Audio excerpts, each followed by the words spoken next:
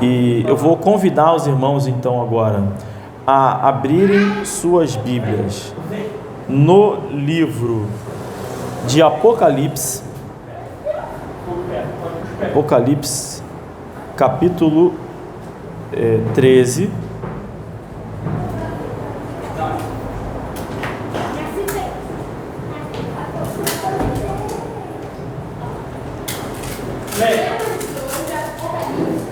Não, calma aí. Eu estou tentando abrir aqui porque o programa, meu programinha aqui às vezes trava. Toda mensagem, né? Tem já achou aí Apocalipse 13? É difícil, hein, irmãos? Apocalipse 13 é difícil, vai com calma abrindo aí. Muito bem. Foi, consegui aqui meu auxílio aqui. Vamos ler então Apocalipse capítulo 13, e diz assim a palavra do Senhor: E pus-me sobre a areia do mar, versículo 1, tá? E vi subir do mar uma besta, que tinha 7 cabeças e 10 chifres, e sobre os seus chifres 10 diademas, e sobre as suas cabeças um nome de blasfêmia. E a besta que vi era semelhante ao leopardo, e os seus pés como os de urso, e a sua boca como boca de leão, e o dragão deu-lhe o seu poder, e o seu trono, e grande poderio. Então, a primeira coisa aqui para destacar é que o apóstolo João, nessa visão de Apocalipse, viu uma besta saindo do mar, e viu também que o dragão deu o poder do seu trono a essa besta. Então nós temos já 2 personagens aqui, tá? Uma besta e um dragão. Muito bem. E aí, né, no versículo 4, e adoraram o dragão que deu à besta o seu poder, e adoraram a besta, dizendo: quem é semelhante à besta? Quem poderá batalhar contra ela? Então o povo, nessa visão de João, está adorando tanto a besta quanto ao dragão. Tá? Muito bem. E aí mais adiante, eu vou aqui, no versículo 11 diz assim: E vi subir da terra outra besta. Então é outra que não é a mesma besta, é um outro personagem. E tinha 2 chifres semelhantes aos de um cordeiro, e falava como o dragão. Como que é isso? Como que são essas palavras como a do dragão? E exerce todo o poder da primeira besta na sua presença, e faz com que a terra e os que nela habitem adorem a primeira besta, cuja chaga mortal fora curada. E faz o que? Grandes sinais, de maneira que até fogo faz descer do céu à terra, à vista dos homens, e engana os que habitam na terra com sinais que lhe foi permitido que fizesse em presença da besta, dizendo aos que habitam na terra que fizessem uma imagem à besta, que tinha a ferida de espada e vivia. Então, tem uma besta, tem o dragão, tem uma segunda besta, e essa segunda besta tem poder de fazer sinais e maravilhas e grandes coisas, e estimulou os homens a criarem uma imagem, e foi-lhe concedido que desse espírito à imagem da besta, para que também a imagem da besta falasse e fizesse que fossem mortos todos os que não adorassem a imagem da besta. Então, só até aí. Eu quero destacar esses 4 personagens que tem no livro de Apocalipse: uma besta, um dragão, outra besta e uma imagem. Todos esses com autoridade, quer seja política, quer seja espiritual, inclusive dada pelo próprio Deus, que Deus permitiu que ela tivesse esse poder. Todos eles requerendo adoração, um requer adoração à besta ou ao dragão, e assim sucessivamente. Ou seja, como se fosse uma forma do diabo se manifestar, né? Uma trindade satânica: o dragão e 2 bestas, uma trindade satânica. Eu acredito que essas bestas sejam pessoas literais. Não, a imagem é só uma imagem da besta, é um elemento que a besta usou para enganar as pessoas. Eu acredito que essas 2 bestas sejam pessoas literais, o dragão, ele é o espírito do diabo, que se manifesta em diversas formas. Eu não vou entrar nisso agora, mas o que eu quero dizer hoje é que nós estamos no tema do carisma. Não sei se vocês lembram, onde nós tratamos um pouco sobre como a gente pode usufruir do poder de Deus e o trabalho que dá isso, e como a gente tem pouca fé. Por exemplo, hoje nós lemos aqui o livro de Atos, que Paulo estava lá evangelizando e tinha uma pessoa lá atrapalhando. Paulo chamou logo de filho do diabo e disse: então fica logo cego. Ele ficou cego, e isso serviu para auxiliar a pessoa, aceitou a Jesus ali. Então eu não tenho fé para falar isso para alguém, eu tenho vontade, várias vezes eu tenho vontade, mas não tenho fé para falar isso, por isso eu não falo.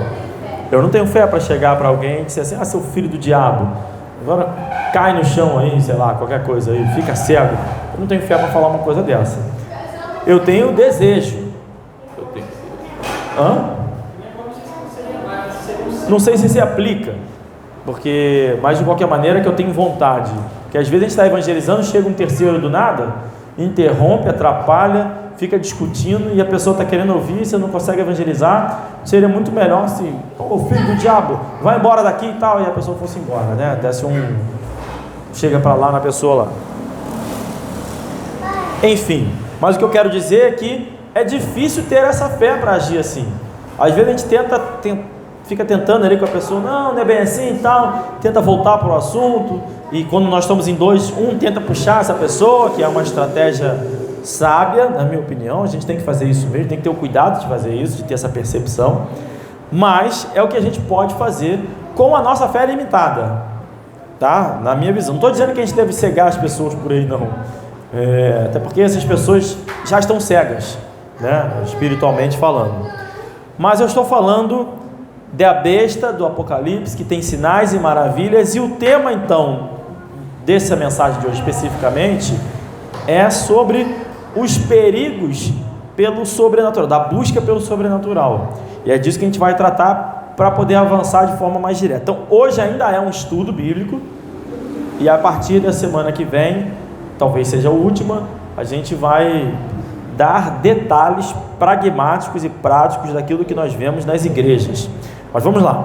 Domingo passado nós entendemos que tudo em nossa vida espiritual com Deus acontece de forma gradual e deveria pelo menos ser constante. A gente vai crescendo constantemente, ao que a Bíblia vai chamar de santificação. Entendemos que santificar-se dá trabalho, é difícil, exige muita dedicação. Não é um ato que nos salva. Santificação é restrito aos salvos. Quem não é salvo não pode se santificar. Primeiro a pessoa é salva, depois ela vai se santificar. Então vamos lá em Romanos capítulo 11, que vai dizer o seguinte: Romanos capítulo 11, verso 21. Porque se Deus não poupou os ramos naturais, teme que não te poupe a ti também. Considera, pois, a bondade e a severidade de Deus. Então, reflete, considera a bondade e severidade de Deus. Para com os que caíram, severidade, mas para contigo, benignidade. Se permaneceres na sua benignidade, de outra maneira também tu serás cortado. E também eles, se não permanecerem, preste atenção nisso aqui, se não permanecerem na incredulidade, serão enxertados, porque poderoso é Deus para os tornar a enxertar. Porque se tu fostes cortado da natural oliveira brava e contra a natureza, enxertado na boa oliveira, quanto mais estes que são naturais serão enxertados na sua própria oliveira. Porque não quero, irmãos, que ignoreis este segredo, para que não sejais sábios em vós mesmos, que o endurecimento veio em parte sobre Israel, até que a plenitude dos gentios haja entrado. E assim, todo Israel será salvo, como está escrito: de Sião virá o libertador, e desviará de Jacó as impiedades. E esta será a minha aliança com eles, quando eu tirar os seus pecados. Assim que, quanto ao evangelho, são inimigos por causa de vós, mas quanto à eleição, amados por causa dos pais, porque os dons e a vocação de Deus são sem arrependimento. Então esse texto, ele é comumente usado pelos defensores da sinagoga de Satanás, é o principal texto dos defensores da sinagoga de Satanás, para ilustrarem que eles ainda podem ser filhos de Deus. Eles usam esse texto para dizer, olha, nós ainda somos filhos de Deus, ou aqueles filhos do diabo são também filhos de Deus, estou falando assim para ficar claro, né? Que podem ainda ser filhos de Deus. Mas eu já preguei sobre isso de forma extensiva e escrutinado tintim por tintim todos os livros do Novo Testamento, praticamente, à exceção de algumas repetições, mas todos foram utilizados. E não vem ao caso nos desviarmos do tema. Apenas para não deixar passar em branco esse versículo, tá? Existe uma condicionante nesse texto que diz: e também eles, se não permanecerem na incredulidade, serão enxertados, porque poderoso é Deus para os tornar a enxertar. Então, a condicionante é abandonar a incredulidade. Amém? A condicionante para você ser filho de Deus é abandonar a incredulidade, ou seja, é crer. Quando você abandona a incredulidade é porque você creu. Então a condicionante é essa. Depois de explicar isso, a ênfase que quero dar nesse texto está no verso 29, que diz que os dons e as vocações de Deus são sem arrependimento. Quando diz que os dons e a vocação de Deus são sem arrependimento, o que nós entendemos disso? Os dons e a vocação de Deus são sem arrependimento. Pela própria palavra dom, já fica claro, dom é um presente, ele é de graça. Então, tudo que o Senhor Deus nos dá, inclusive a salvação, que é um dom, é de graça. É de graça. A salvação é de graça. Os nossos talentos e dons também são de graças. É Deus quem nos dá. Deus vai distribuindo de acordo com a sua vontade os dons e talentos da igreja. Então no capítulo seguinte, ele dá e pronto, é isso que eu quero destacar aqui. Deus dá a salvação e pronto. Deus dá os dons e talentos e pronto, acabou, está dado, é seu. Todo mundo tem algum talento, algum dom, todo mundo tem, porque Deus quer edificar a sua igreja na multiforme aqui, do jeito que nós somos, como igreja, como corpo, quer edificar através de um dedo, de uma boca, do nariz, de um cabelo, todo mundo é corpo. Amém. Todo mundo é corpo. Então ele distribuiu de forma, a unha tem uma função, o nariz tem outra função, o dedinho do pé tem outra função, e assim são os dons de Deus distribuídos segundo a sua multiforme graça. Então no capítulo seguinte, depois de dizer que é de graça, que ele dá de graça, sem arrependimento, ou seja, eu não preciso ficar esperando nada, exigir nada, ficar me arrependendo para ter qualquer coisa de Deus. Deus não barganha comigo, eu não vou precisar, se eu clamar, se eu orar, e se eu jejuar, Deus vai me dar um dom específico. Não, eu posso buscar os dons, a Bíblia me orienta a isso, mas ele dá de graça. Amém. Totalmente de graça, sem arrependimento. E aí, portanto, no capítulo seguinte, então, o capítulo 12, já no verso 1, vai dizer o seguinte: rogo-vos, pois, irmãos, pela compaixão de Deus, que apresentei os vossos corpos em sacrifício vivo, santo e agradável a Deus, que é o vosso culto racional. E não sejais conformados com este mundo, mas sedes transformados pela renovação do vosso entendimento, para que experimenteis qual seja a boa, agradável e perfeita vontade de Deus, porque pela graça que me é dada, digo a cada um dentre vós, que não pense de si mesmo além do que convém, antes pense com moderação, conforme a medida da fé que Deus repartiu a cada um. Porque assim como em um corpo temos muitos membros, e nem todos os membros têm a mesma operação, assim nós que somos muitos, somos um só corpo em Cristo, mas individualmente somos membros uns dos outros, de modo que, tendo diferentes dons, segundo a graça que nos é dada, se é profecia, seja ela segundo a medida da fé. Então a palavra de Deus, ela nos exorta, nos estimula então a oferecer a Deus um culto racional.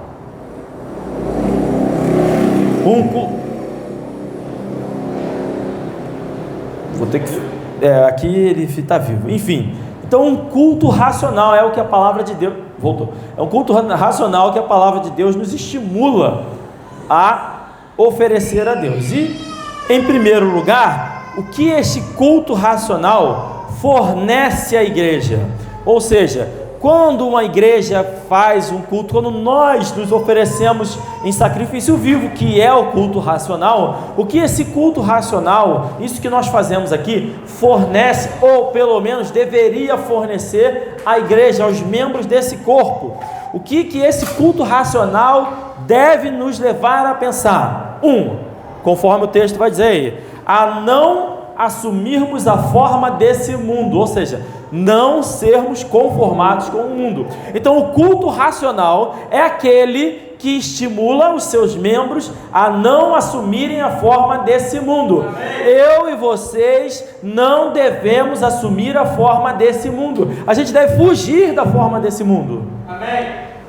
E mais, também nos estimula a termos o nosso entendimento renovado, porque ele é um culto racional, ele não é um culto emocional, ele é um culto que mexe com o nosso entendimento. Então, quando eu participo, quando eu entrego a Deus um culto racional, o meu entendimento, ele é renovado. E eu digo aos irmãos, quem participa da nossa igreja, seja aqui na congregação ou lá na igreja em Nova Iguaçu, sempre você vai ter o seu entendimento renovado. Em todas as pregações, seja quem quer que seja que vá pregar, tem algo que vai nos ensinar, que vai nos dar um entendimento diferente e vai trazer a atenção. Não importa quanto você já tenha lido a sua Bíblia, não importa quanto você conheça, porque esse é o culto racional, ele nos estimula a renovar o nosso entendimento.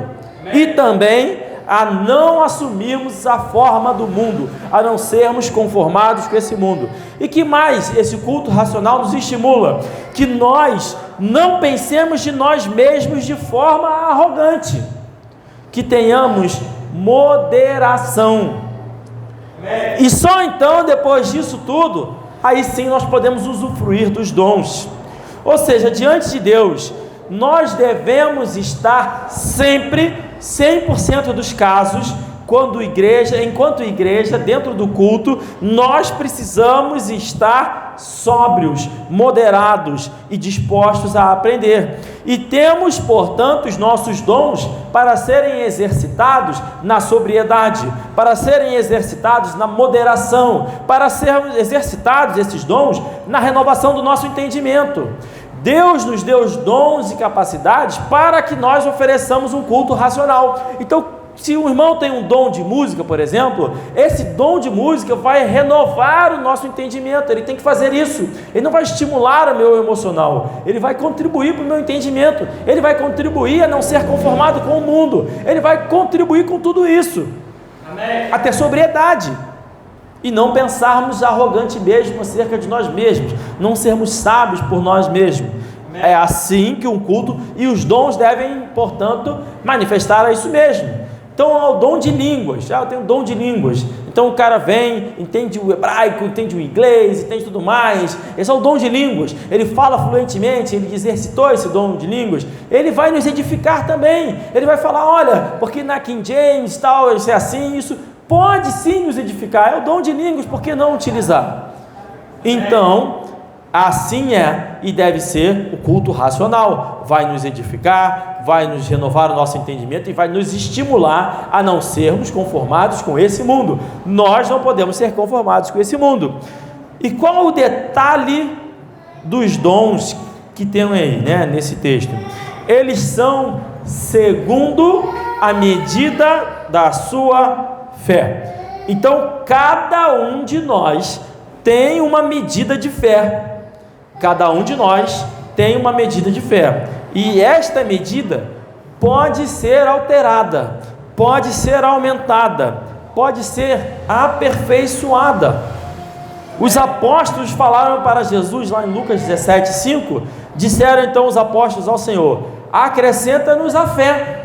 Então os apóstolos pediram ao Senhor Jesus que fosse lhes acrescentado a fé. Então nós também podemos pedir a Jesus que seja acrescentada a nossa fé.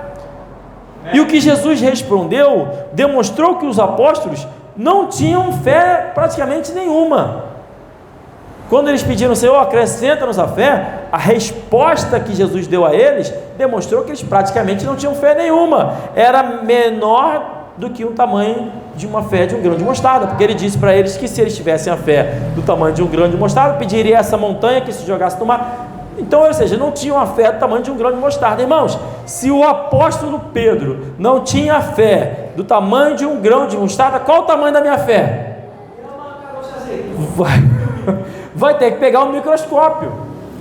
Então, tem que clamar, irmãos. Senhor, tem que melhorar minha fé aí, está ruim, me ajuda. E está ruim mesmo. Então, é algo que a gente tem que fazer. Tá?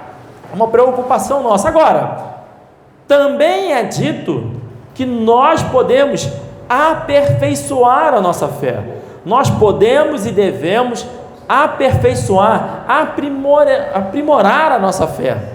Tá bom? Como é que nós fazemos isso? Lá em Tiago capítulo 2, 22, eu já vou ler direto, diz assim: bem vês que a fé cooperou com as suas obras, e que pelas obras a fé foi aperfeiçoada. Então, pelas nossas obras, a nossa fé é aperfeiçoada. As nossas obras não salvam, mas elas aperfeiçoam a nossa fé, a medida da nossa fé. Deus deu a cada um uma medida de fé, e essa medida, ainda que pequena para nós, pode e deve ser aperfeiçoada. Como? Com as obras. E isso é dito no contexto em que vai dizer que Abraão creu e por isso obedeceu, e o ato de obedecer abençoou a sua fé. Então, que obras são essas?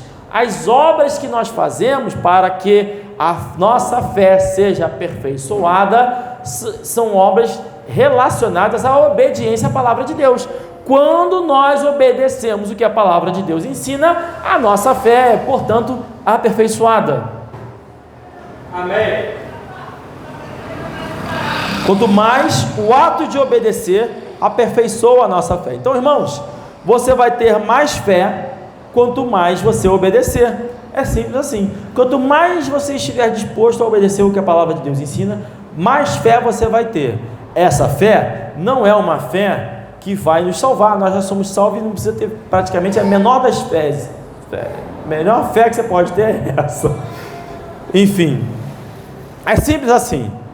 Mas tudo isso, obedecer, dá trabalho, é difícil, exige muito sacrifício, exige confronto com pessoas que nós amamos, e na verdade ninguém quer plenamente se afastar do mal, tá? Do pecado, lutar o bom combate. As pessoas não querem isso no geral. São coisas que Jesus Cristo ensinou a fazer, e é por isso que no meio dos cristãos, no mundo gospel, vamos dizer assim, encontram-se tantos escândalos sexuais. É por isso que tem uma busca desenfreada de prazeres. Cristãos envolvidos em bebedeiras, falando palavrões sem nenhum pesar. Cristãos que se envolvem com o oculto. Isso não acontece. Acontece, irmãos. E quando eu digo oculto, eu não estou falando somente de macumba, feitiçaria e essas coisas, não. Eu estou falando de toda a extensão do oculto. Tudo que envolve ocultismo, tem cristão envolvido dizendo que não é nada demais. Inclusive, eu vou dizer mais. Quando Salomão, a Bíblia diz que Salomão ele se envolveu, levantou templos, Astarote, não sei o que e tudo mais. A gente pensa assim, né? Salomão foi lá, se envolveu com a mulher falou: vamos edificar aqui um templo para Astarote. Aí Salomão falou assim: boa ideia, vamos fazer isso. Aí foi lá e edificou um obelisco, depois colocou lá um santo, depois colocou lá Maria, e ele foi fazendo essas edificações para o diabo lá. A gente pensa que é isso, mas não é isso, não é isso, é aos poucos. É aos poucos, é discreto, é um detalhe aqui, é um detalhe ali. Eu suspeito que tudo começa devagar, de forma discreta, tudo começa devagar, é só uma virgindade perpétua de Maria que começa, tal, depois ela foi assunto aos céus milagrosamente, daqui a pouco ela virou mãe de Deus, corredentora de Cristo, o negócio vai ao extremo, radical, devagarinho, ao longo de anos. E a mesma coisa, eu acredito que deve ser assim que aconteceu com Salomão, tá? Eu não estava lá para ver, na verdade em 2 capítulos você vê tudo isso, mas em todo caso, ou seja, em 5 minutos você vê toda a história dele ali, naquele momento ali. Mas quando você tenta aplicar isso a uma realidade, me parece que é dessa forma. E sai de uma negação por falta de fé, ou seja, nega um detalhe da Bíblia pela falta de fé, melhora seu rosto, fica bem animado, tá? E alguns 2 ou 3 textos que não fazem muito sentido, que a pessoa não quer aceitar muito, que vai muito confrontoso ali, só aqueles ali, esse aqui eu deixo de lado e tal, e daqui a pouco se torna uma completa heresia, totalmente afastado da totalidade da Bíblia. Amém. Começa devagarinho. Então vou dar um exemplo aqui que eu recebi ontem, não lembro, da Priscila Alcântara, Priscila Alcântara. Aí a Priscila Alcântara falou num podcast sobre como influenciar não cristãos sendo cristã. Aí ela disse, não, porque eu consigo ser aceita muito bem, você não pode ser o evangelizador que vai aterrorizar todo mundo e fazer aquela coisa toda lá. Então ela tem uma visão. A Bíblia diz que nós somos responsáveis e vamos pagar pela alma de cada um daqueles que nós não evangelizarmos. Amém. Tá? O sangue de todo mundo que nós convivemos está nas nossas mãos. Amém. Mas a Priscila Alcântara tem uma visão diferente naquele momento, é só um detalhe. Não é para ser assim, é para você ser aceito. Eu sempre consegui ser aceito em todos os círculos. Então a prioridade dela como cristã é ela poder ser cristã e ser aceita em todos os círculos. É só um detalhe. Eu não quero ficar constrangendo ninguém, é só um pequeno detalhe. E aí o que acontece? Anteontem ou 3 dias atrás, sai lá um vídeo dela dançando a dança do Tigrão, totalmente se expondo. Ou seja, ela sai de uma pequena negação da palavra de Deus para uma completa heresia, demonstrando uma prática talvez até pior do que as filhas do diabo, se é que ela já não é filha do diabo, que eu acredito que seja. Amém. Então, os crentes estão envolvidos com todo tipo de prática de ocultismo. São práticas religiosas que de repente pode não parecer muito grave. É só um feng shui para melhorar o astral da casa. É só um feng shui, só mudar as cores aqui, ajustar para todo mundo ficar mais calmo. Não, é só yoga.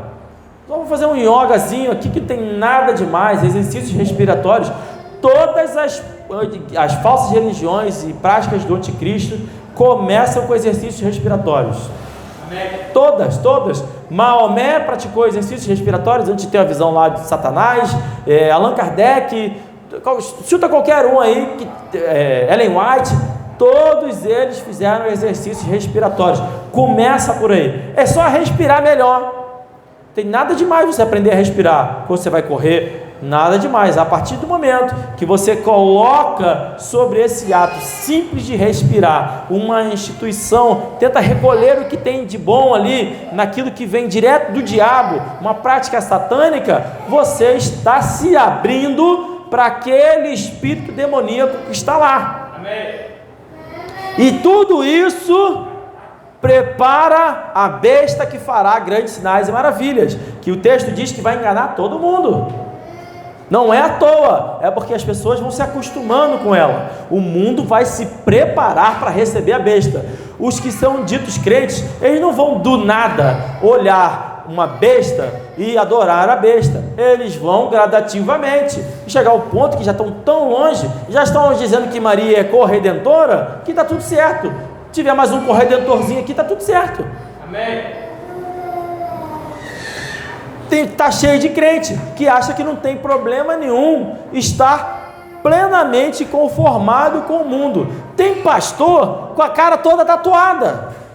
Irmãos, todo respeito, a Bíblia não fala isso não, mas não pode. Vou falar uma coisa aqui. Chegar um dia que uma pessoa aqui com a cara toda tatuada, ele pode ter uma tatuagem pelo menos escondida, mas com a cara, não, é verdade, porque se arrependeu, tal, aceitou Jesus, não dá, cara. Não dá. A Bíblia diz para a gente não fazer marca nenhuma em nossos corpos. Marca nenhuma. O sujeito vai com a cara tatuada, vai pregar, vai levar a palavra, cheio de marca. Ele é a marca da própria desobediência. Então eu vou sair pregando bêbado. A Bíblia diz que eu não posso ficar bêbado. Não tem problema nenhum, porque eu estou com a Bíblia na mão. Não, irmão, não pode. Não pode. Você está todo tatuado, aceitou a Jesus, beleza, vai ser salvo, vai para o céu, vai ganhar um corpo novo, sem tatuagem. Mas esse corpo você está carregando a marca daquele momento em que você se entregou a práticas satânicas. Porque tatuagem é do diabo. Ah, mas você também fala uma coisa dessa? Irmãos, minhas filhas nem brinco usam, tá? Não furaram orelha. Minhas meninas não furaram a orelha. Então eu falo dando testemunho disso. Se você acha que é fácil, no aniversário de 1 ano ela ganhou brincos de presente, brinco bonito, coisa legal, bacana. E se depender de mim, ela não vai usar nunca. É claro, quando ela for adulta e quiser ser rebelde, ela vai usar. Mas enquanto tiver comigo, se depender de mim, não vai usar. E o que é pior disso tudo? As igrejas estão lotadas. Pode usar um brinquinho de prender, assim não vai marcar o corpo. Enfim, as igrejas estão lotadas de promiscuidade, de corrupção, de mentira, de roubo. E o que é pior disso tudo é gente covarde. Gente covarde em relação à sua fé. Em relação à sua fé, com medo de falar de Cristo, para não causar uma má impressão. Irmãos, Estevão morreu por falar de Cristo. Eu não quero causar uma má impressão, não. Vai que eles me excluem do grupinho. Melhor do que ser apedrejado até a morte, né? Eu acho, pelo menos, né? Enfim, eu não quero constranger ninguém, não. Caraca, Paulo falou para o cara lá, fica cego. Você imagina isso? E Deus deixou o cara cego. Você imagina como é, a pessoa vai falar assim, o povo de hoje não consegue aceitar isso não. Como é que o Deus de amor cegou o cara? Uma palavra de Paulo. Pô, foi isso que Deus fez. Cegou o cara e passou o resto da vida cego, porque atrapalhou a mensagem da pregação de Deus. É isso. Hoje em dia, os crentes se atrapalham. Vai ver que está todo mundo cego. Vai ver que está todo mundo espiritualmente cego. Não quero constranger ninguém, não. A Bíblia fala para nós termos coragem para obedecer a Deus o tempo todo. Fala isso do início ao fim. Sempre é exigido coragem. Josué 1:9, por exemplo, vai dizer: não te mandei eu? Esforça-te, o texto é famoso, esforça-te, tenha bom ânimo, não temas, não te espantes, porque o Senhor teu Deus é contigo por onde quer que andares. Então Deus dá uma ordem e é para você não temer. Mas se eu morrer, Deus vai estar contigo lá na sua morte. Ele não disse que você não vai morrer, você vai estar contigo. Amém. Né? O Apocalipse 21 lá, mas quanto aos covardes, os incrédulos, os abomináveis, os homicidas, então os covardes, fornicadores, feiticeiros, idólatras, todos mentirosos, a sua parte será no lago que arde com fogo e enxofre, a segunda morte. Então os covardes têm uma parte. Deus separou um lugar bonitinho para os covardes, o inferno, que vai arder para sempre, com fogo e enxofre, onde nunca vai haver alívio, é pranto e ranger de dentes. Amém. O fogo nunca se apaga, e a minhoca, né? Não é isso? O verme. Ninguém quer pagar o preço da santificação, ninguém quer pagar o preço da obediência. E qual é o resultado prático disso?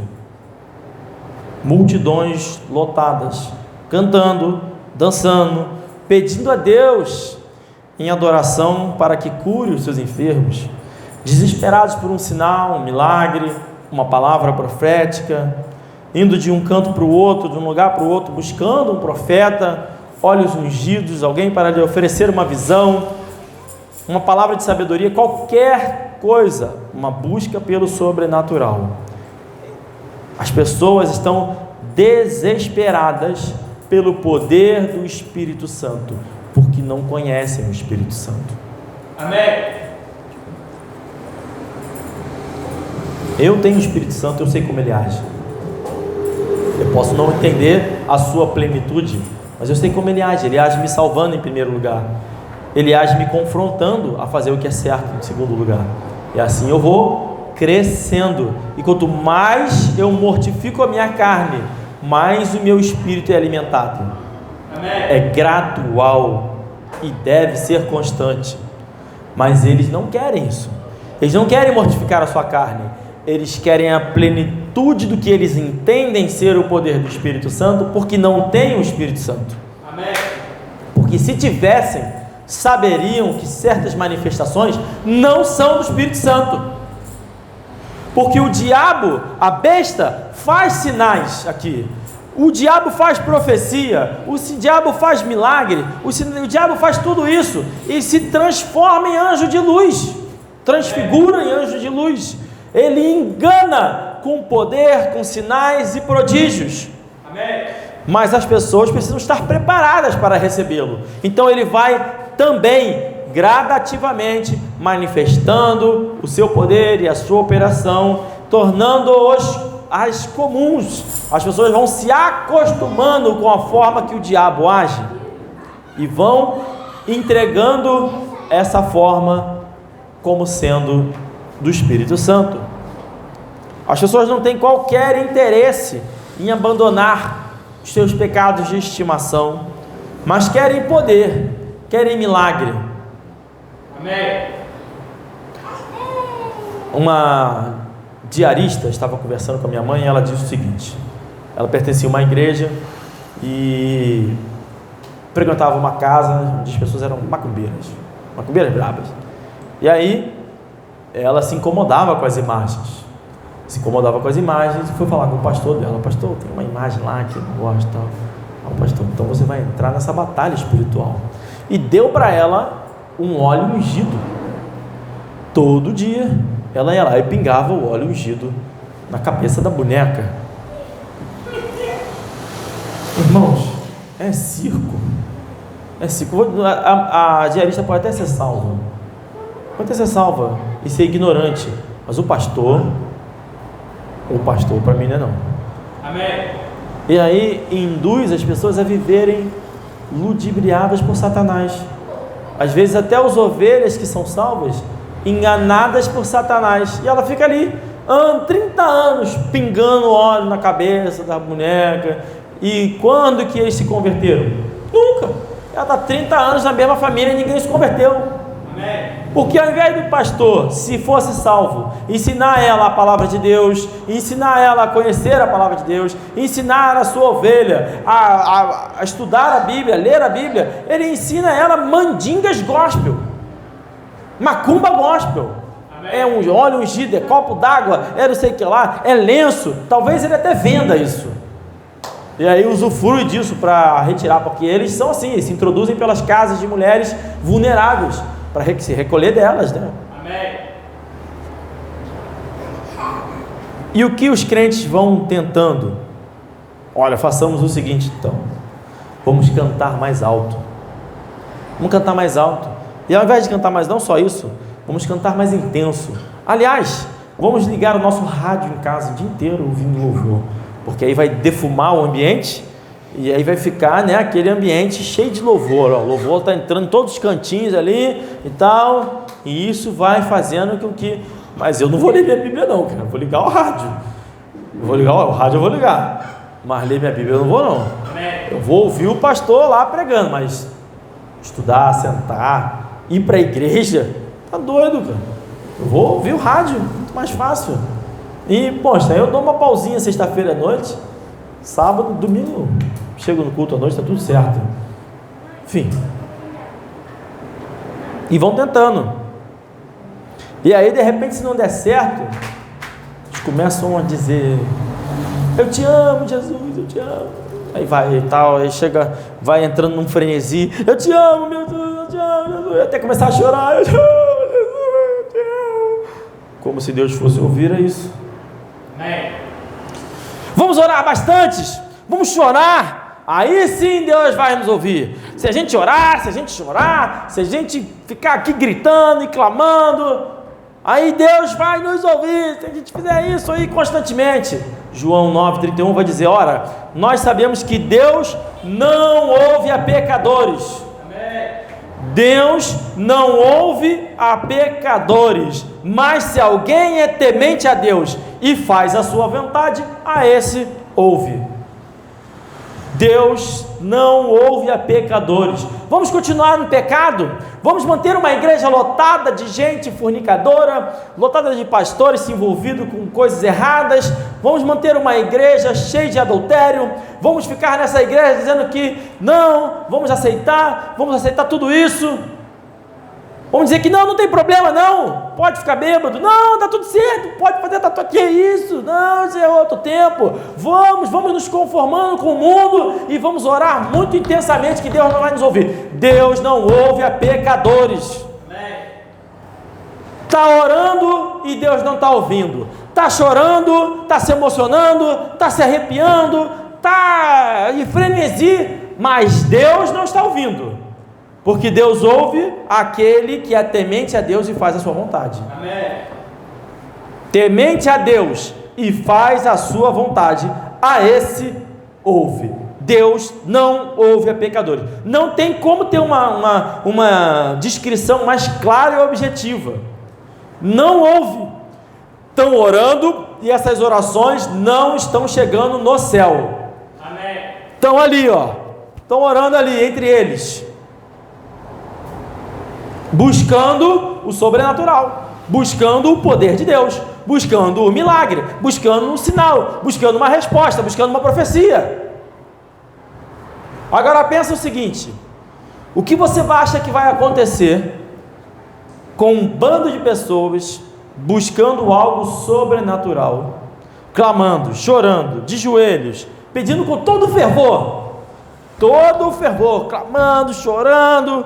Imagina o cenário, irmãos. Imagina esse cenário: pessoas com problemas de saúde, vulneráveis, doentes, pessoas fragilizadas por seus cônjuges perversos, pessoas fragilizadas com situações adversas na família, filhos que fugiram, um monte de coisa, pessoas endividadas, frustradas com a sua vida, consigo mesmo, decepcionadas porque não atingiram seus objetivos. Reúne pessoas carentes, loucas por atenção, reúne todo esse povo junto. Imagina todo mundo reunido, de joelhos, clamando, chorando, pedindo e orando pelo sobrenatural. Em uma igreja escura, em um ambiente lindo de fundo, com um teatrinho rolando muito emocionante, reproduzindo mantras sem fim, com a música de fundo dizendo Yeshua,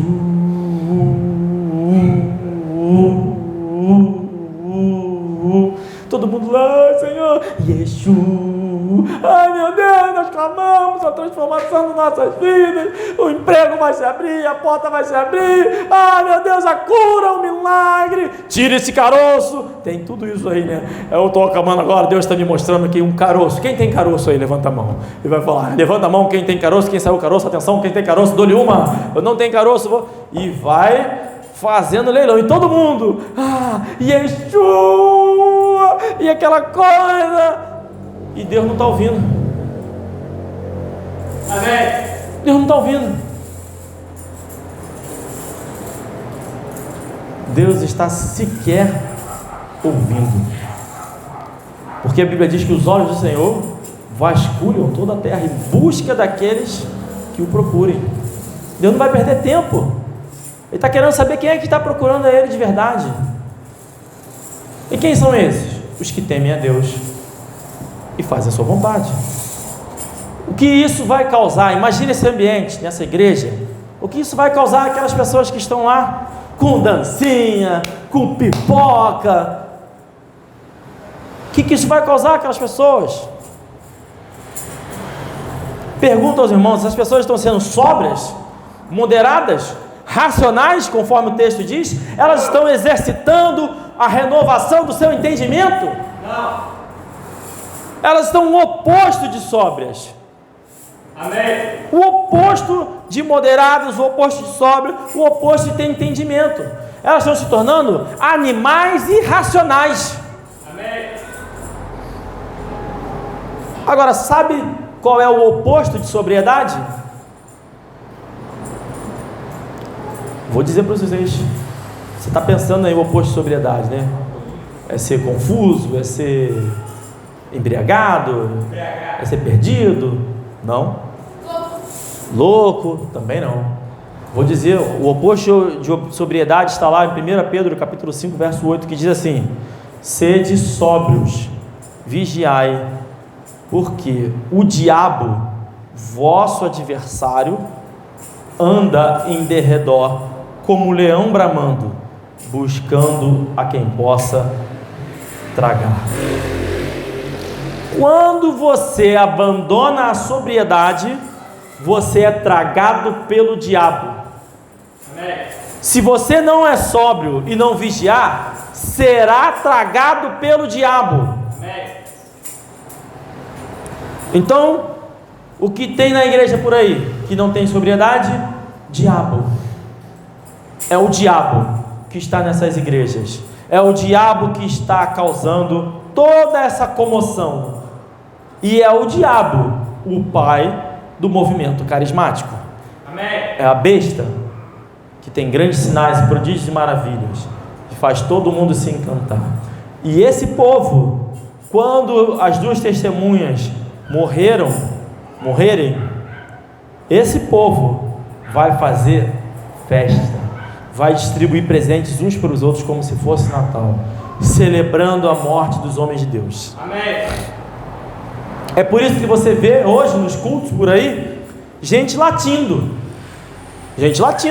batendo asas, andando de 4, sacudindo suas cabeças loucamente, gente tremendo suas pernas, gente caindo no chão.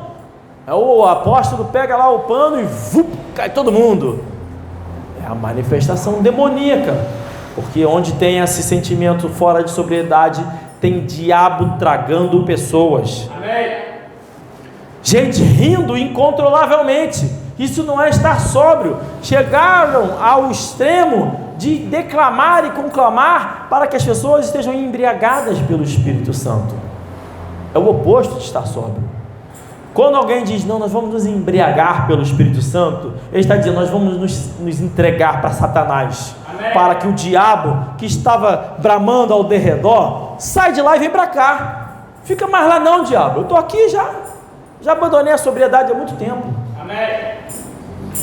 E aí, gente falando em línguas estranhas durante o culto, línguas que ninguém entende, que não existe.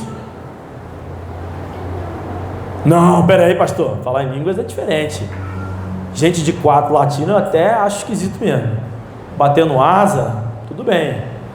Agora falar em línguas não, porque é isso, é diferente. Vou dar 2 exemplos totalmente aleatórios. Um de um católico e um de um evangélico, totalmente abstratos, para não dizer o contrário, né? Então o cidadão vai para a igreja, por exemplo, ele pode adorar um santo, ele pode se curvar a imagens, e aí ele chega nesse culto cheio de pecado. Mas ele não cometeu nenhum, ele não matou ninguém, não roubou, mas ele não se curvou a uma imagem, ele não adorou o santo, então ele está cheio de pecado. Um pecado que Deus odeia, que é adorar os deuses. Segundo os 10 mandamentos. Exatamente. Está lá, né? Os 10 mandamentos. O segundo. E aí, ele chega nesse culto cheio de pecado. Cheio de pecado. Está carregando os pecados todinho dele do culto. E aí ele recebe um espírito. Derruba o cara no chão, se treme, sacode a cabeça, rodopia, pula, grita e sai do culto nas nuvens.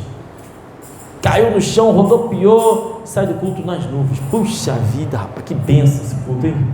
Que beleza, rapaz. Saí do culto voando, levinho.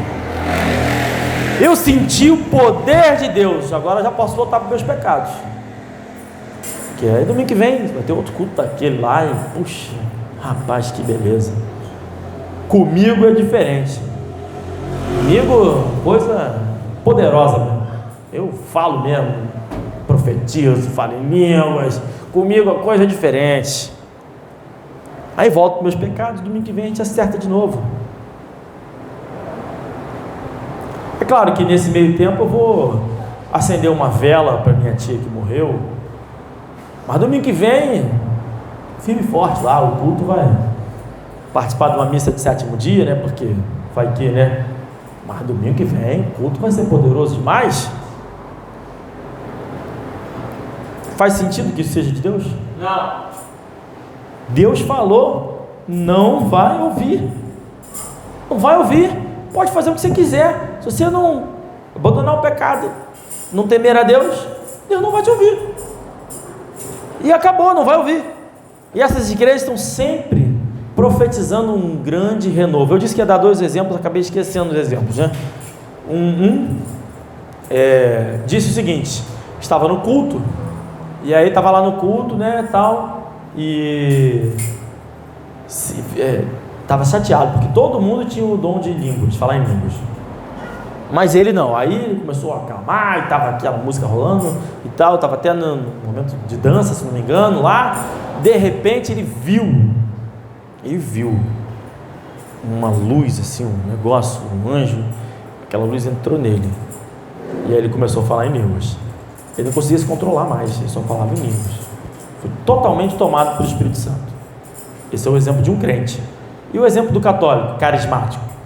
Ele estava na missa e também estava chateado, que ele não tinha assim grandes dons e tal. De repente ele viu Maria. Aí ele viu Maria. Ele viu a própria Maria. Maria veio andando em direção a ele assim, ó. Veio andando, e ele ali vendo a Maria, e veio, pum, entrou nele. Quando Maria entrou nele, ele começou a falar em línguas também, descontroladamente. Parece serem coisas diferentes? Não. Mesma coisa.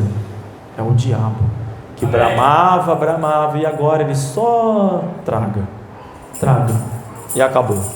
Amém. Faz sentido que seja de Deus? Não. Faz sentido que um católico carismático tenha as mesmas posturas, fale do mesmo jeito que os crentes que são evangélicos?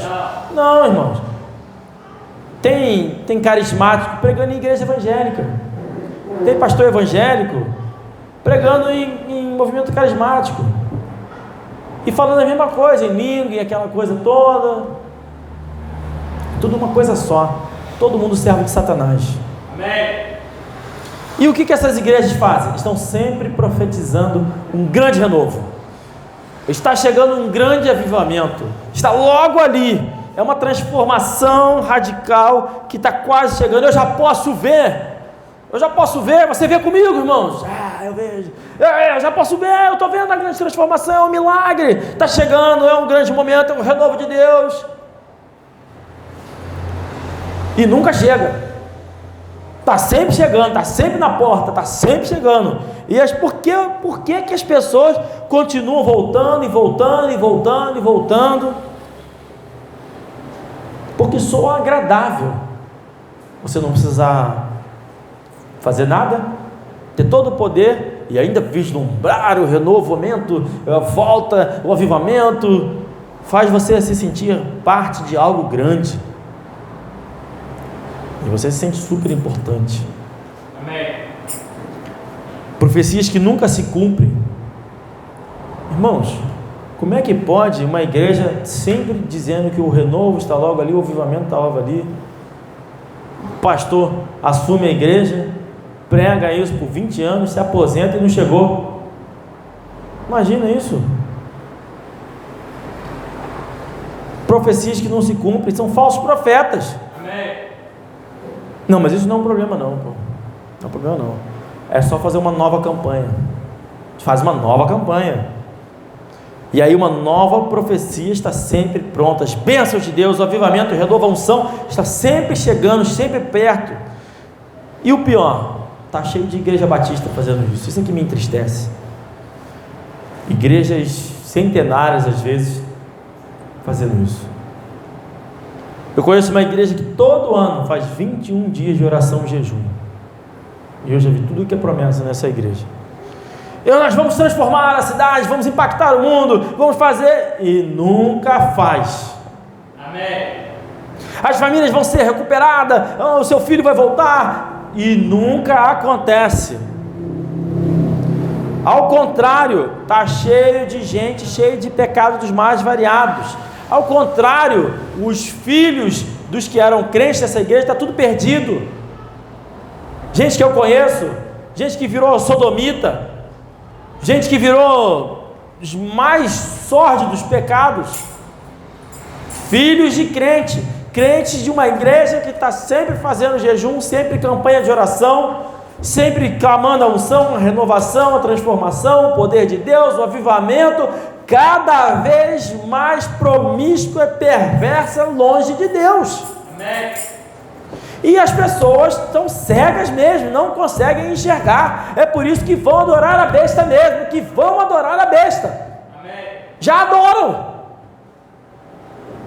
Agora, se Deus não está ouvindo esses 21 dias de oração e jejum, se Deus não está ouvindo esse clamor da igreja, quem é que está ouvindo? O diabo. É claro que é o diabo. E digo mais, para deixar ainda mais grave, é o diabo com o apoio de Deus. É o diabo com o apoio e o incentivo de Deus. Ezequiel 14 vai dizer no verso 1.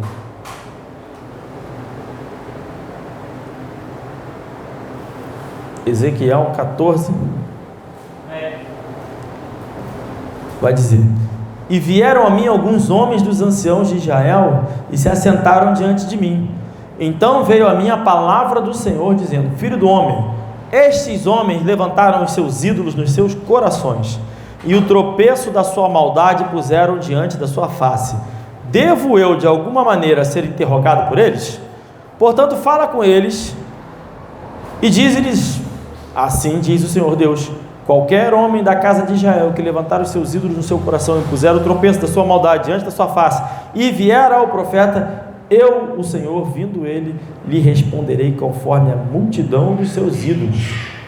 Ou seja, Deus responderá conforme a multidão dos ídolos. É o que?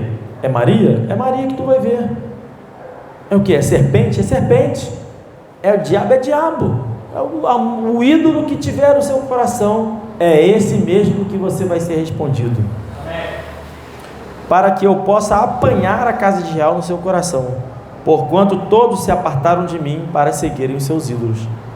Portanto dize a casa de Israel: assim diz o Senhor Deus: convertei-vos e tornai-vos dos vossos ídolos, e desviai os vossos rostos de todas as vossas abominações, porque qualquer homem da casa de Israel e dos estrangeiros que peregrinam em Israel, que se alienar de mim e levantar os seus ídolos no seu coração e puser o tropeço da sua maldade diante do seu rosto e vier ao profeta para me consultar por meio dele, eu, o Senhor, lhe responderei por mim mesmo, e porei o meu rosto contra o tal homem, e o assolarei para que sirva de sinal e provérbio, e arrancá-lo-ei do meio do meu povo, e sabereis que eu sou o Senhor. E se o profeta for enganado e falar alguma coisa, eu, o Senhor, terei enganado esse profeta, e estenderei a minha mão contra ele, e destruí-lo-ei do meio do meu povo Israel, e lá levarão sobre si o castigo da sua iniquidade. O castigo do profeta será como o castigo de quem o consultar, para que a casa de Israel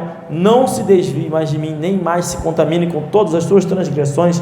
Então eles serão meu povo, e eu lhes serei o seu Deus, diz o Senhor Deus. Veio a mim a palavra do Senhor dizendo: filho do homem, quando uma terra pecar contra mim, se rebelando gravemente, então estenderei a minha mão contra ela, e lhe quebrarei o sustento do pão, e enviarei contra ela fome, e cortarei dela homens e animais, ainda que estivessem no meio dela estes 3 homens, Noé, Daniel e Jó, eles pela sua justiça livrariam apenas as suas almas, diz o Senhor Deus. Esses indivíduos manifestando essas coisas em um culto são escárnio, zombaria, um sinal, um provérbio de Deus. São transformados em provérbios, são transformados em escárnio e zombaria. E se tivesse no meio deles lá Noé, Daniel e Jó, exemplos de homens que foram retos e íntegros, só os 3 salvariam. Ou seja, nem os filhos deles, como aconteceu com Noé. Só a eles mesmo. Amém. 2 Tessalonicenses, lá Paulo vai explicar como isso tudo auxilia a vinda do anticristo. Lá no capítulo 2, no verso 8, vai dizer: e então será revelado o iníquo, uma das bestas, a quem o Senhor desfará pelo espírito da sua boca e aniquilará pelo esplendor da sua vinda. A esse cuja vinda é segundo a eficácia de Satanás, que é o dragão lá, com todo o poder e sinais e prodígios de mentira, e com todo o engano da injustiça para os que perecem, porque não receberam o amor de verdade para se salvarem.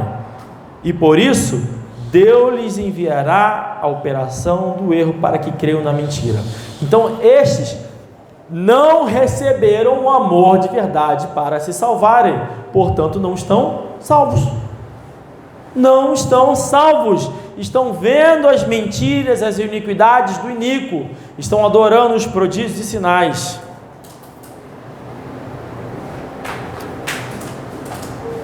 Tudo isso, já o texto diz que ele já operava no tempo de Paulo, opera até hoje. Tudo isso que nós vemos hoje, de forma tão forte, tão grande, coopera para a vinda do iníquo, de Satanás. O Senhor Jesus vai dizer lá em Lucas 18, verso 7, e Deus não fará justiça aos seus escolhidos, que clamam a Ele de dia e de noite, ainda que tardio para com eles. Digo-vos que depressa lhes fará justiça. Quando, porém, vier o Filho do Homem, porventura achará fé na terra? E disse também esta parábola a alguns que confiavam em si mesmos, crendo que eram justos e desprezavam os outros. Ou seja, Jesus vai voltar, irmãos, amém? Só que ele vai voltar depois do anticristo, depois da besta. Primeiro vem o anticristo, primeiro vem a besta, e este virá com sinais, com prodígios, com maravilhas. E a operação deste é segundo a eficácia de Satanás. Essa eficácia, essa operação já ocorre nos dias de hoje e vai ocorrer até a chegada do anticristo.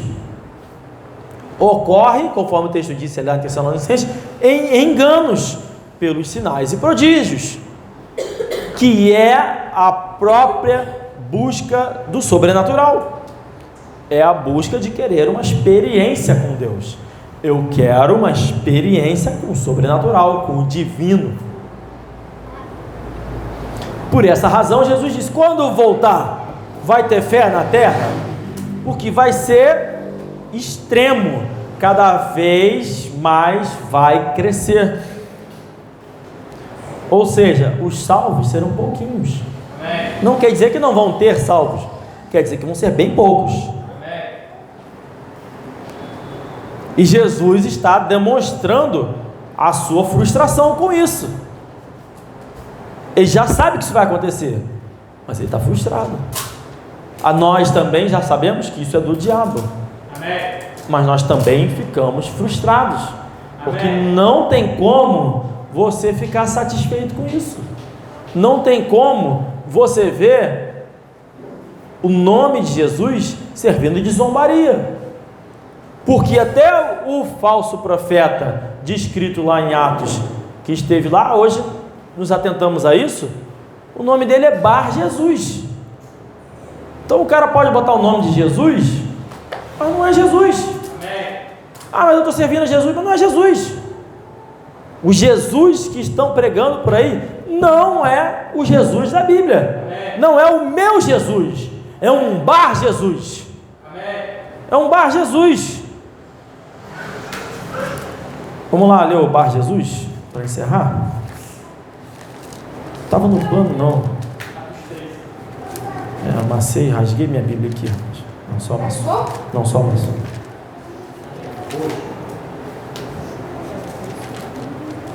Atos 13. Está lá, ó, verso 6.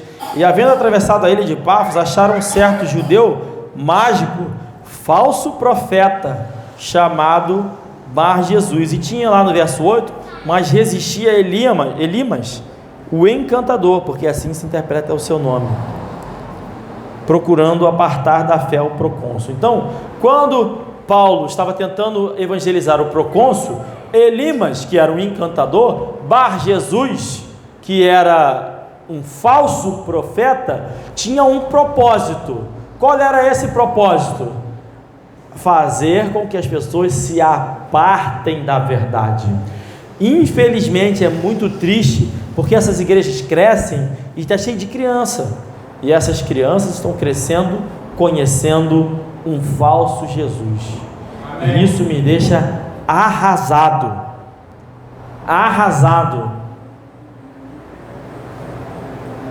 E domingo que vem a gente vai falar um pouco mais sobre o surgimento de certos movimentos da história. Vamos tentar aprofundar um pouquinho mais sobre tudo isso, e agora nós vamos orar sobre tudo isso. Senhor nosso Deus, nós te damos